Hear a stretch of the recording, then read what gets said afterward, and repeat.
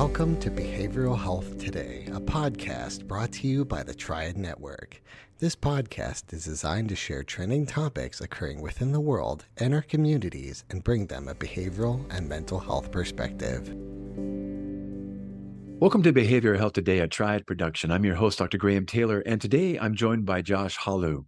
Josh is the founder and CEO at the Psychedelic Exchange, an online platform for community support, education, and a therapist directory specializing in psychedelic psychotherapy.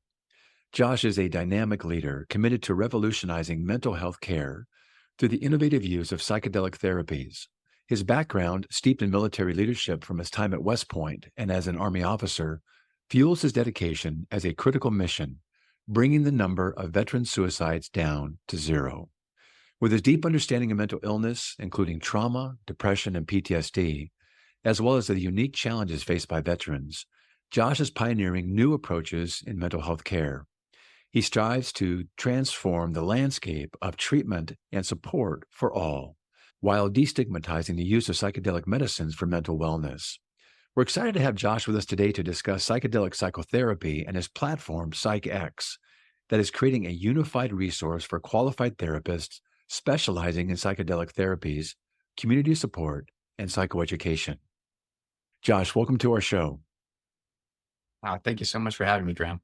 It's really nice to have you here. Yeah, thanks for joining us. Hey, as we start out today, would you just give us a little bit of your story and the things that occurred in your life that inspired you to create PsycheX and your network of resources?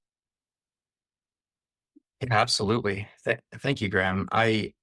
So my journey to psychedelics, I think was anything but typical, but maybe whose is.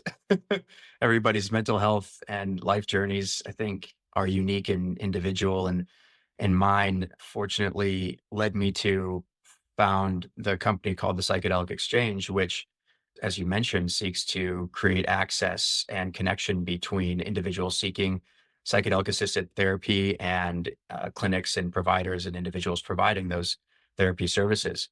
And for me, finding psychedelics was an enormous turning point in my life with regards to my mental health and my mental fitness and my ability to live a full life with gratitude and joy, where in the past I was plagued with a lot of PTSD from traumatic experiences, both in childhood and in the military as a veteran. And also, I think that my journey to psychedelics represents a life lived, with a lot of different avenues and opportunities taken through life, and just, finding yourself in unique situations that created traumatic experiences that left lasting impacts. And finding psychedelics allowed me to completely move toward the healing journey and committing to understanding my own mental illness and my own challenges and other challenges that veterans and first responders and really, most people in the world experience with one form of trauma or another, that until we focus on healing and really, really becoming full, you're kind of prevented from living a full life. Yeah. So from my perspective, life started when I lost my father to suicide when I was 4 years old. And that was like really the first memory I have of life, was going to his funeral. And it really cemented mental illness and suicidality into the fabric of my family's existence. And losing my father, that kind of spiraled my family into a number of different directions. From, my mom was diagnosed bipolar, and my siblings both had depression, and I was in and out of therapy for several years. And then eventually my mom and my stepdad sent me away to military school when I was 14 years old, which was, in and of itself, incredibly traumatic. Yeah. And, I was getting into a lot of fights as a kid, and I was, challenged with ADHD and, inability to really focus and commit myself to education. I was getting in, getting a lot of trouble, like kids do. But for me, it was causing a lot of impact to my family, and my mom and my siblings were already having a ton of challenges with mental illness. So I kind of felt like I was abandoned and sent away as a child, after also feeling abandoned by my biological father. You bet. And very quickly into high school, I decided that I was going to make the military a career and an avenue through which I was going to be able to take like control of my own life. And I learned about the service academies at that point in time, like Navy, Air Force, West Point, Coast Guard Academy. And as a sophomore, I just decided that I was going to apply for one of the academies and kind of gear my entire high school journey to getting access into an academy and then making the military, the avenue that I was going to take life into my own hands. That's quite a So decision I, for a young man at that age. That's quite a decision for a young man at that age to be that focused. yeah, well, so Quite a necessity. as a freshman in high school, I first did one semester in Denver at a public school, and then halfway through, right as I started the second semester of my freshman year of high school, Yeah. my parents told me, "You're going to military school." So all of a sudden, I found myself in basic training as a 14-year-old, getting my head shaved, and I was, getting yelled at and doing push-ups and learning how to march and shining my shoes, and it was a complete 180, Holy world cow. change difference from where I was. And I rebelled for the first semester. I mean, you got D's and F's, and I got in lots of fights, and I was getting in trouble and having to do extra duty on the weekend and getting demerits and all of that. And my parents, when I came home for the summer before my sophomore year, made it abundantly clear that if I were to get kicked out of my military high school, that I wasn't welcome back home. Mm. So it made the idea very real for me that I didn't have any other choice in the matter, and my family wasn't going to welcome me back Mm. into their household. So I showed up the very first day of my sophomore year of high school, and I was in my very first class of the day of the year, and it was a junior ROTC class that everybody was required to take. And an officer came into the classroom and asked the classroom if anybody was interested in attending a service academy. And a few of my friends got up and were like, "Oh, I'm kind of interested." So I just got up and went to see what it was all about. And the officer said to the group of us in his office, "If you're interested in attending a service academy, we've got to look at your academics and your entire records and your extracurricular activities and your sports and what you're building toward." And that starts now. And really, it started last year, but it's an incredibly competitive process, and you need to get a nomination from a senator or a congressman. And so everything you do fits into your application, and it starts now. And so we looked at my grades. I had like D's and F's. I got maybe less than a 2.0. I had no sports. I wasn't participating in any activities. And he was like, "You're going to have to make a big change if you want to actually attend a service academy, like a complete change." And it was like in my head at that moment, everything just clicked into place that I had an avenue that I could take to take control of my life, and I had to commit to it. And now I had a why, and I had a purpose, and I had a North Star. And from that moment forward, I got almost straight A's the rest of high school. I lettered in 3 high school sports. I, became a leader in the Corps of Cadets at this military academy, National Honor Society, like really committed myself to academics and to diverse extracurricular activities. And I found out very early in my senior year of high school that I got admitted into West Point. And so it was like, I was so grateful to all that work paid off. It was a complete gamble. It was the only college I actually applied to. Mm. But having that discipline and that structure that the military gave me kind of gave me that. There's a Jocko Willink quote, where it may be based on his book. I think it's called Discipline Equals Freedom.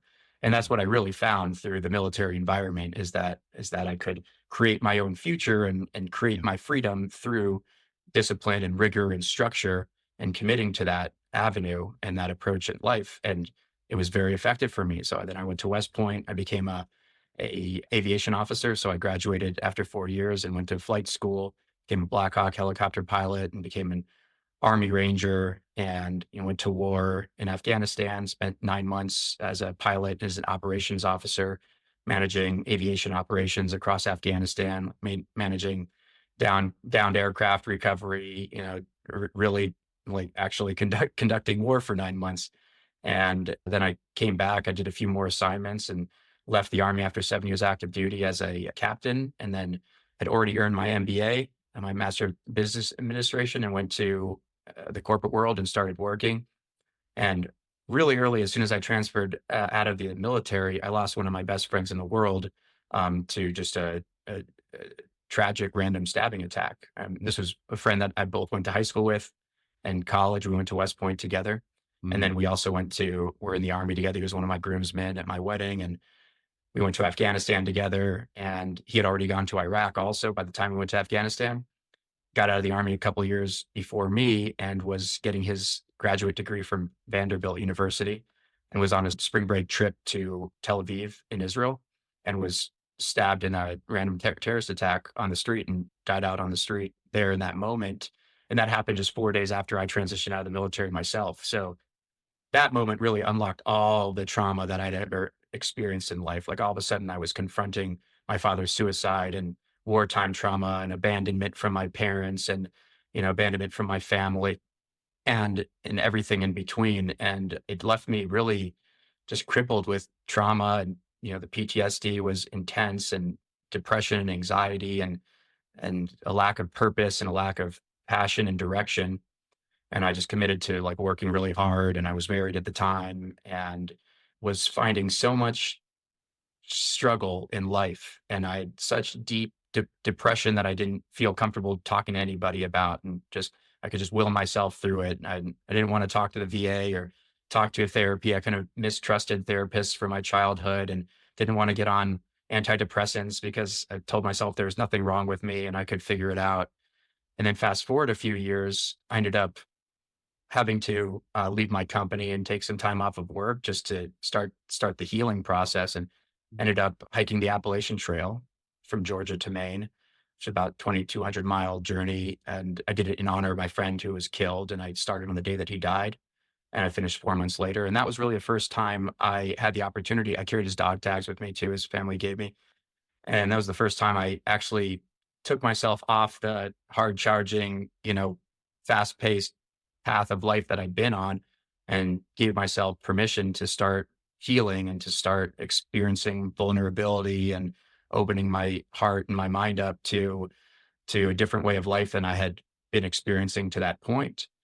And along the way, I met a lot of other veterans who were hiking on this trail and also had stories of PTSD and trauma and loss, and learn how to describe the experiences that I've had and talk through tears all the time, talk about what I had experienced and talk to others about what they had experienced, and recognize that there was so much healing that needed to happen. And it's hard to even start to ask for help.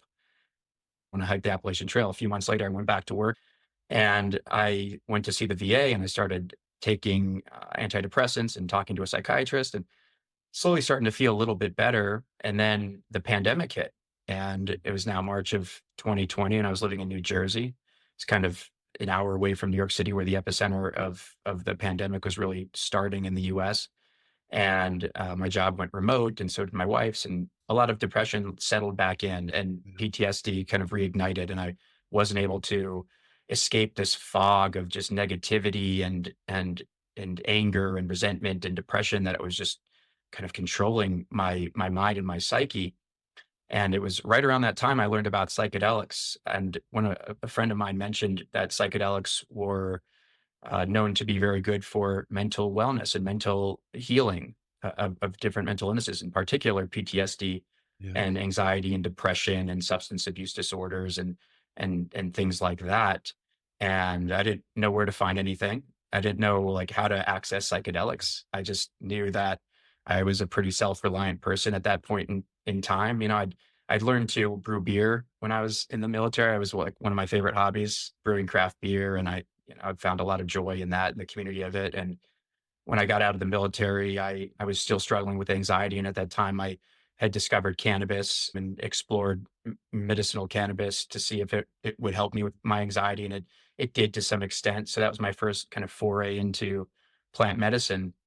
When I was going through that whole process, I still felt like I was always doing something wrong. I was a West Point graduate and military officer and corporate leader. And like, am I taking drugs? Is this something, is this unethical? Is this, misaligned with what I'm supposed to be representing? And, is this illegal?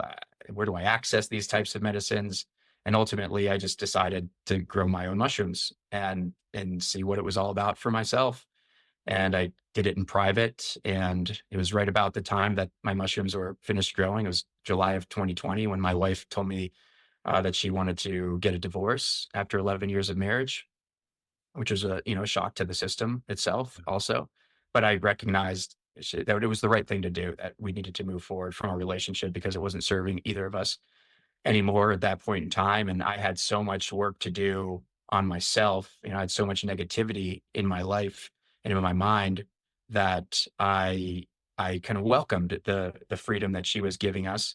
And it Yeah. was a very amicable divorce. And I decided to move to Las Vegas, where I live now, because my brother and my family live out this way. And my job had gone remote during the pandemic. And I drove out to Las Vegas with my mushrooms in tow and everything I was taking with me to my new life in the back of my SUV, and moved into my house. And it was the first time I lived by myself. And I told myself, when I got to the first weekend and everything was unpacked and I was settled, and I had you hear in psychedelics and psychedelic therapy a lot the term set and setting. So, is your mindset in the right place to have a positive psychedelic experience? And is your physical setting, organized in the right way? You're surrounded by the right people to have the right psychedelic experience that has positive outcomes. So I had done a lot of reading and research and set my intentions and picked my date and time and set up my environment correctly and picked my playlist and had a face mask, eye mask, so I could do some deep internal work. And when that day came, I took my first dose of psychedelic mushrooms. And in that moment, everything shifted for me in terms Mm. of how I saw the world. It was like a very challenging, deep, meaningful, introspective journey over the course of 6 hours that took me through visiting like every major critical aspect or turning point or decision of my life. The feelings of resentment I had toward my father, feelings of abandonment toward my mother, the feelings of feeling desensitized by war and being shot at and losing friends and seeing helicopters go down, and getting rocket attacked at your base and just dealing with those traumas as a regular way of life, to my divorce and losing my friend and hiking the Appalachian Trail. It was like all in this 6 hour Wow. period of time. I was finally able to just revisit every aspect of my life that had made me in my psyche who I was. And I was able to reframe the narrative from a place of self-loathing and anger and resentment and victimhood to gratitude and appreciation for every step of my journey, and forgiveness in my heart and love for myself and kindness for myself, and kind of a newfound respect for who I was and who I had become and everything that I'd been through, and have the opportunity to really start to heal. And called my mom, who I didn't have a very close relationship with, and I FaceTimed her, and I was just weeping, telling her, this intense experience I had just had. And turns out she had experienced a lot of psychedelics herself in the 60s and 70s, Mhm. and knew how to kind of talk me back to reality and tell me that, everything's going to be back to normal. And, you've been through a significant event experience. And, the next day I woke up and I'd never felt so much levity in my life and in my heart and my soul and mind than I experienced in that moment. And it was a huge turning point in my life in a moment, from one dose of medicine, and not even facilitated correctly, right? Like just done on Right. myself. But, me in a point of desperation, really feeling like I needed something major to change the direction I was on and to change how I was perceiving life itself. And so I continued down the road of continuing to experiment with psychedelics and take other friends with PTSD and trauma through psychedelic experiences with me, learning about all the research that was going on, what was legal, what was not legal, ketamine and MDMA versus mushrooms and LSD and ayahuasca and everything under the psychedelic umbrella. And then started working with my mom actually directly, and my brother on Wow. psychedelic experiences together, and spent a lot of time deep healing with my mother, who at that point I had resented so much for sending me away to military school. And, I kind of held on to that grudge as a fuel for most of my life, to then, looking at her through a place of compassion and empathy, and that we had deep multi-generational trauma to heal. And we started doing that work together, and even reframing how we were able to look at, my father and her husband that had taken his life. And instead of looking at him through, anger and resentment, looking at him through empathy and compassion for the tragedy that is suicide. and is desperation and hopelessness that I think affects so many individuals. In particular, a huge demographic of under that umbrella are veterans with the shared trauma and PTSD through decades of war and deployments. So last year I attended what was the largest psychedelic conference in history called Psychedelic Science 2023, and it was about 12,000 people, over 500 speakers. It was in Denver over the course of a week. And while I was there, it was the first time I was like, wow, there is really a community around this. And I don't need to feel like I have to be closeted or shadowed about this whole, something that I really, really deeply believe has incredible life-changing potential when we're able to really understand how to use these modalities most effectively and for good, and destigmatize them, and maybe decriminalize these medicines and figure out how to integrate them into traditional therapy to make a significant impact on the individuals that are living and suffering with mental illness. And shortly after that, I got home and met a couple co-founders through that process and decided to launch what became the Psychedelic Exchange. And it's been about 6 or 8 months since then, and we're rapidly building our company now to be That's able to fantastic. provide access to individuals that need this kind of therapy, and just to educate about what's available beyond traditional talk therapy and pharmaceuticals. That Yes. there is the opportunity to heal the underlying cause of mental illness as opposed to just treating symptoms. We'll be right back after word from our sponsor. Continuing education is both a requirement and a learning opportunity, but finding the right CE provider can be challenging. AATBS, a triad company, offers continuing education for psychologists, social workers, marriage and family therapists, counselors, and behavior analysts. CE courses are available both individually and as part of our new All Access Pass.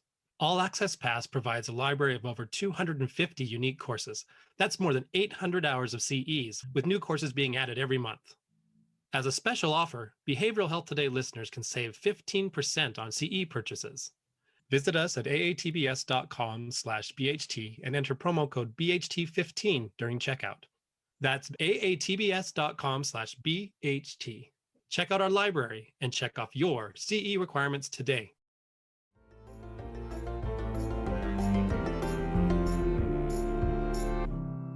Yeah. When you talk about, the healing can occur, but before you're able to heal, and when trauma is pretty unique. You've said twice that you can't live a whole life with trauma. It inhibits, and in particular with military folks, soldiers. What's unique about their experiences, do you find? Not that psychedelics can't be used with other people, because they can be used with a wide variety of people, interpersonal challenges, families upbringing, et cetera. But in terms of veterans and their needs around the PTSD, what's unique about the experiences of a soldier that makes their trauma challenging, specific to their experiences?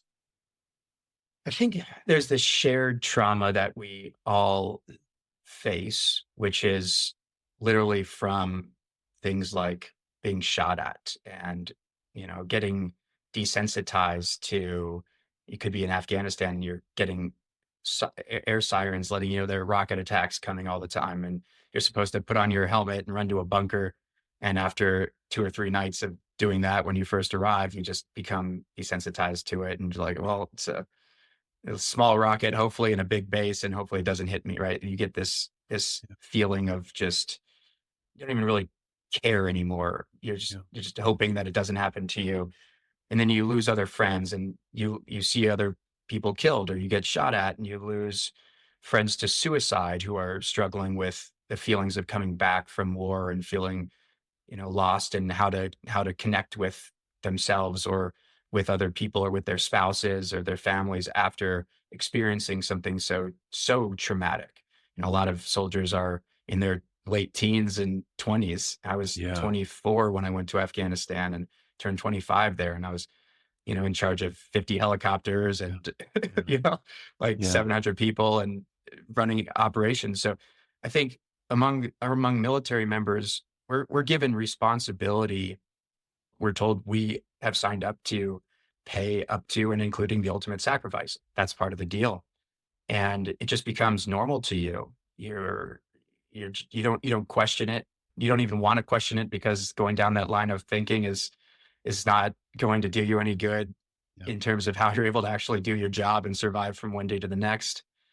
And a big part of, being in the military, which I think is starting to shift, is bottling up your feelings and not showing any weakness, and vulnerability is a weakness, and talking about your emotions or your challenges, or seeing a therapist, or going to talk to a therapist about "Oh, maybe I'm depressed," right? Like, you could lose your flight status as a pilot. There's all these different things that are culturally, societally, in that environment, preventing you from really being connected to yourself and understanding the events that you've been through a lens of trauma, as opposed to just like, oh, I mean, I only went on 1 or 2 deployments. I had a friend go on 4 or 5, so I can't complain, right? Like, let me just put my head down and keep moving.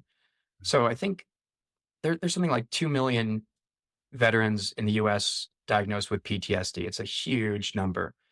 And because it's such a huge number, and because veterans, fortunately, at this time in our history, enjoy somewhat of a protected status in our country versus, coming back from Vietnam, it was a completely different story. And there's a much bigger focus on mental health and mental illness and traumatic brain injury, and, everything that goes under that whole bucket, that I think there's enough consistency among the experiences that we've had, and a big enough group of a demographic within this country, that we can really make a difference in how we are able to welcome and embrace new modalities of treatment like psychedelic therapy, that do have such a greater impact on the reduction of the diagnosis entirely, versus just the treatment of symptoms, that are well suited for psychedelics.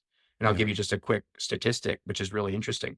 So currently, ketamine is fully legal in this country. It's typically prescribed off-label, but for the treatment of post-traumatic stress disorder, major depressive disorder, you can go to a ketamine clinic.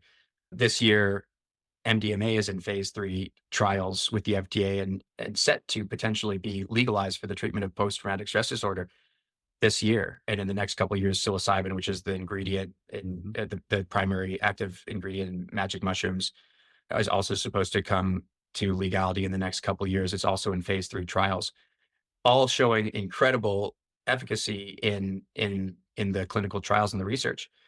For MDMA in particular, for instance, there's been a lot of research conducted by MAPS, the Multidisciplinary Association for Psychedelic Science, to fund these clinical trials. And what they found in their clinical trials report, nothing short of extraordinary. Yes. That over 2 out of 3 people, so it's something like 71% was the last number that I saw, of individuals who participated in clinical trials with MDMA and had a series of 3 sessions with MDMA, with several integration sessions after each MDMA session. So you'd take the medicine, under a facilitated environment. You'd have your 6 or 8 hour experience with an eye mask on, and, with a facilitator with you. And then after that event, you would have 2 or 3 follow-up sessions where you'd unpack what you experienced during the psychedelic experience. So after a round of 3 of those sessions over the course of 18 weeks, over 70% of individuals who participated in those clinical trials lost their PTSD diagnosis altogether. Yeah. Like, not just treated their symptoms, but lost that diagnosis, which is unbelievable when you think about the current process of, going to talk therapy and finding the right therapist, and, spending 50 minutes, once a week, maybe talking about what's going on in your life, and trying different pharmaceuticals and titrating on your dosage, and trying to figure out what works just to keep your mood stable so you can experience life with reduced symptoms. We're not talking about that at all. We're talking about, like a targeted event to go and eliminate your PTSD altogether. I mean, that's life-changing, and it's proven to be so effective at this point in time, particularly in conjunction with effective talk therapy. So they go hand in hand. And Right. it's not just the medicine working on its own, it's truly the medicine with the therapy and learning how to integrate the experience into the way that you live your life going forward. That's what I so appreciate about your emphasis here is that we know that, historically talk therapy and some of the psychotropic medications for depression, anxiety, PTSD, they're they're good, but they can't get down to the level where the trauma is. In fact, we have something called the default mode network. They kind of it's almost like a kind of a blood-brain barrier where certain medications can't go to the brain. The same thing psychologically. These traumas are down in our primary conscious down here, our unconscious, and we can kind of know they're there, but we can't access them with talk therapy. In fact, talk therapy can be re-traumatizing. And all we do with them, psychotropics is kind of mask some of these and maybe relieve some of these, but we don't go down, like you're saying, and resolve the core trauma. We don't take it away. We don't fill the hole in the sidewalk. We don't reset the cornerstone. And so someone just, historically, you develop a good tolerance for managing your PTSD, which is okay. But what if we went all the way, like you're saying? And what if we were to use talk therapy, but to use that secondarily, use something like psychedelics or EMDR, there's other things we can use.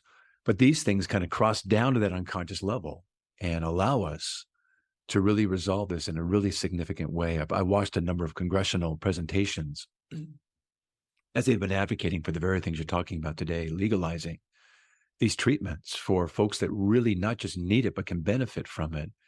And their whole life is given back to them without that, kind of piece into it. I've always tried to kind of think of a way to describe, how PTSD plays out in someone's life. And this is a limited, but those that have ADHD, and you were sharing that was your experience. It's like someone on with ADHD, very very reactive and hyperactive and difficulty with attention, and saying, well, just focus on this paragraph and read it, and tell me what it's saying.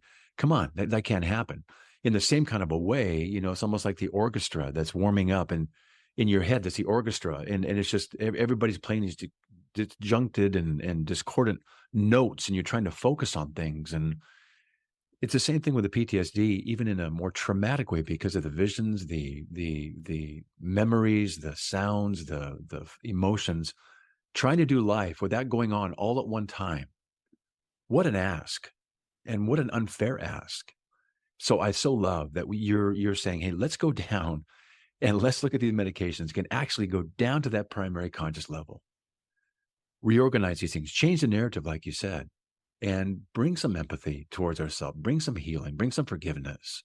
And then what you also said too is cool with your family. You talked about, once I'm able to do that, I'm able to see other people differently. Maybe my family, I can work towards understanding, and I can maybe even work towards some empathy and forgiveness, and maybe even offer some grace that I couldn't do before, when all of these things are in play and interfering. So what a very, very powerful emphasis you have to give people back their lives. How's it going overall, do you think, for veterans and the whole psychedelic movement?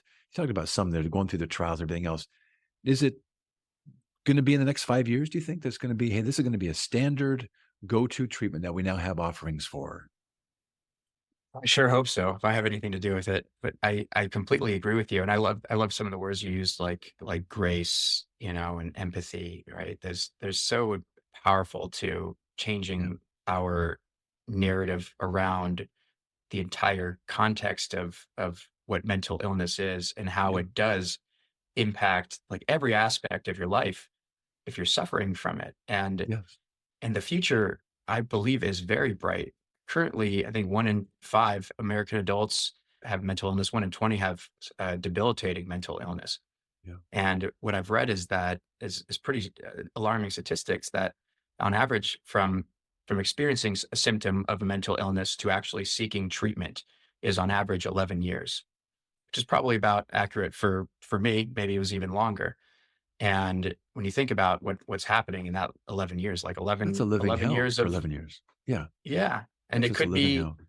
you could have, it could be suicidal during that period of You time. bet. You could be completely pulled back from your job and engaging with your Right. family. If Right. you're a father who has PTSD from war and every time there's a loud noise or fireworks, you're shaking or hiding in your closet, or you don't feel comfortable going to your kid's soccer game because there's too many people, right? You change that whole aspect of somebody's existence, and now you have created these ripple effects.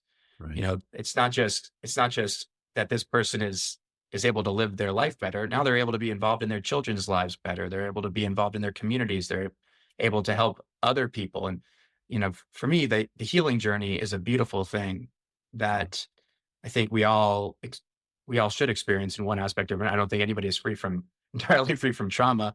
And No. and if you were, I think you'd be missing a big part of life, because part of experiencing the heights of bliss and love and joy, comes with those aspects being juxtaposed to some of the depths of sorrow and despair that we go through. And life isn't perfect, but I think it's more important to recognize that life is a journey, and doing that healing work is so important to being able to live a fuller, whole existence. Yeah. And once you have walked through the healing door, all you want to do is hold it open for as many other people that it's not like, oh, I've discovered how to live well, but I want to keep the secret to myself. You want Yeah. just to be surrounded by a world or a society where that's the norm, where we're That's the norm. comfortable Yeah. talking openly about our vulnerabilities, and we don't need to shy away from confronting the challenging experiences that we've had, that make us who we are, and that create the diversity of experience that is our human experience and existence, to collectively. And so I do think it's just incredibly important to recognize how profound just taking that step down the healing journey is, and doing it from a place that I believe creates hope. Right? Like Yeah. if I were a veteran and I were to read those statistics about MDMA or about some of the other trials, and think to my experience of, like, okay, traditionally the VA would send me to talk to therapists, and then I'd have to fail, 3 rounds of SSRIs, and maybe in 12 to 24 months, they might grant me access to go get a session of ketamine that I'm reading on paper is Yes. incredibly effective for more than half of the people that Yes. participate in a ketamine session, that it's completely life changing. But also Yeah. then I have to figure out, well, what's the government telling me? What's society telling me? Like, what do I, like, I'm afraid to lose my mind. You have all these Yeah. misinformation, societal norms, stigmatization, legality challenges, all these thorny issues that are between you and healing. But at least Yeah. if you know that exists, then maybe it removes some of the desperation and allows you to see that there is a light at the end of the tunnel, and there are potentially modalities that can be much more effective than the traditional ways, right? Like, Well, that if well you that could, that hope right there, yeah, that hope right yeah, there, and the message therein is what you're advocating for, and what you've developed PsycheX around. Give us a sense of PsycheX. This is an AI powered program creating access to and education around an opportunity for the psychedelic industry and those that are going to be benefiting from this. Walk us through, kind of in a nutshell, about PsycheX and what you're offering. yeah. Our vision for PsycheX in the long run is so much bigger than where we are currently, but we're starting small. We're starting with creating a network of clinics and clinicians who can both list their practice with us, and will go through the effort of validating that they're functioning correctly, and if they are working with veterans, that they know how to work with veterans correctly.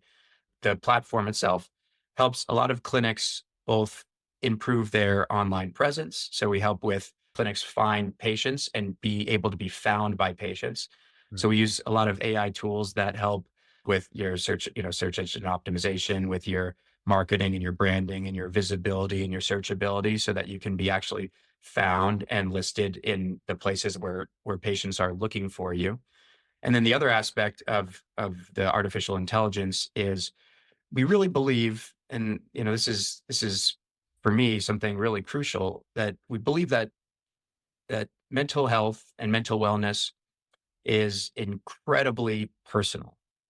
It's not a one size fits all approach. There's so much nuance in an individual human's journey through life, and what makes you who you are, with the psyche that you have and the lens through which you view the world.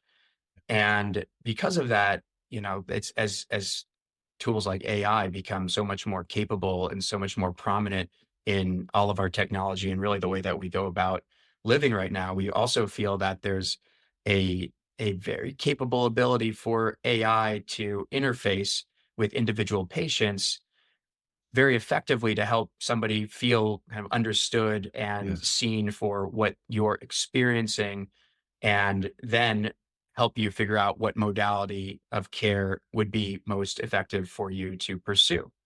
Yeah. So versus having to, make an appointment with a therapist and, kind of open up your entire background and figure out how to start taking steps toward healing. You could also start to interface with, with an artificial intelligence, with, a chatbot, with tools that Mhm. integrate a lot more in the same way that we've seen ChatGPT kind of just explode, because it can take a lot of disaggregated information from all over the place and about you in particular, or maybe even you, regarding what state you live in and what the specific legalities of certain medicines are state by state. Like Oregon and Colorado are on the cutting edge of integrating psilocybin and psilocybin assisted therapy into their care models and decriminalizing, mushrooms and certain plant medicine psychedelics. So like understanding where we can meet individuals Mhm. where they are, so that they can get the care that's most effective for them as rapidly as possible, to like completely, narrow that 11-year time frame between Yeah. experiencing symptoms of mental illness to actually seeking treatment, let alone the next process of actually going through treatment that may or may not be effective or could last a lifetime, or you're just managing your symptoms as opposed to, getting to the root of Yeah. the underlying cause. And if we can shorten that gap through the use of artificial intelligence and technology, and validating that clinics are, are abiding by certain protocols that are good practices, and also helping to do our part to destigmatize psychedelics and mental illness awareness to begin with. So I could stand here as a West Point graduate and former Army officer and entrepreneur or Army Ranger or whatever, title you want to put over my experiences, and I can say, listen, I'm not a countercultural, like, hippie from the 1960s, right? You can cast me into whatever picture that you want to, but the bottom line is, like, I've experienced a lot of life, and I've experienced so much healing from psychedelics directly, and then have perceived and witnessed the healing of psychedelics impact on other people's lives so effectively that, I mean, at this point, it's like I can't look away. Yeah. I No, can't not at I all. can't go through life It's a allowing secret or just to people to yourself. suffer Yeah. without, yeah, knowing that I've made it through Yeah. the other side. I made it through the fire, and I see what life on the other side is like, and how much more joy and gratitude and love I can experience the world with after having an effective healing experience. Yeah. I think your mission, your heart, and what you're doing with PsycheX is just ideal. And what a great time to be coming into this whole field with it emerging with it around the psychedelics and having something to be a launching pad for folks to really benefit from what you're doing, both practitioners and also those on the receiving end. Well, we're kind of winding down with our show today. I would love our folks that are listening in to be able to find out more about you, more about PsycheX. How can they do so? Thank you so much, and it's been a pleasure to have this conversation with you today, So great Graham. to have it with you. So you can find us at psychex.com. It's just spelled PsycheX, PSYCHEX.com. And you can sign up for a newsletter, find out more information there if you're a provider or a clinic of those services, or want to learn about how to become a provider of those services. You can schedule time with us, and myself or one of my co-founders would be happy to jump on a call and just help educate you about psychedelics and what they are, and what they're not, and Great. help fill in some gaps of information. You can also go onto our website and learn about the different psychedelic medicines themselves and what psychedelic therapy is. Really And good. you can also follow us on all the social media platforms. We're most active on Instagram. So at Psychedelic Exchange is our company Instagram page, and we put a lot of information out about psychedelics and psychedelic therapy and statistics around mental illness. Or you could follow me at the Josh Halu, the first name, last name, and I share a lot of information about psychedelic therapy there as well. And just stay Okay. in touch with us. And most importantly, if this is of interest to you and you want to learn more, please do schedule time on our calendars. Please do subscribe to our newsletter. Inquire, right? Like, be curious about this, and if it's something that sparks some idea or some thought in your head, or some desire to pursue some of this type of therapy, I would encourage you to follow that curiosity and see where it leads you, and ask the right questions, and know that healing is possible for Yes, all it of is. us, Yes, it is. especially when you take into consideration Mm. all of the modalities and the integration of all the modalities together for mental health, and know that there's so much promise out there, especially with new psychedelic therapies and the integration of those into traditional therapy, that are just going to change the game for how I think our society at large is able to live full, healthy, Yeah. gratitude filled lives. Yeah, I think that healing, like you're describing, that's our right. And I think you're doing right things, man. I so appreciate what you're doing. I so enjoyed having you on the show today, for your story, all you're holding up, what you're putting together, the ways you're going to be helping people already with what you're doing. So thanks for being on the show. Appreciate your service as well, and what you're doing with Thanks so much. PsycheX. And I know that those in need are going to be surely benefiting from all you're doing. I would love to have you back on the show someday, and talk about, as things are unfolding more and more, what you're seeing happening. But for today, really appreciate you being with us. Thank you so much for having me, Graham. It's been really nice to have you here. I also want to thank you, our listeners, for dropping by and joining Josh and me today. It's always great to have you with us. Regarding our episode, I want to remind you that it and its resources and all of our other episodes can be found on our webpage at triadhq.com/BHT. Thanks again for being with us on the show, and we'll look forward to having you back with us next time on Behavioral Health Today. We appreciate all the support from our community, and if you like our show, one of the best ways you can support it is by giving us a 5-star rating and leaving a review. Behavioral Health Today is a podcast part of the Tribe Network, all rights reserved.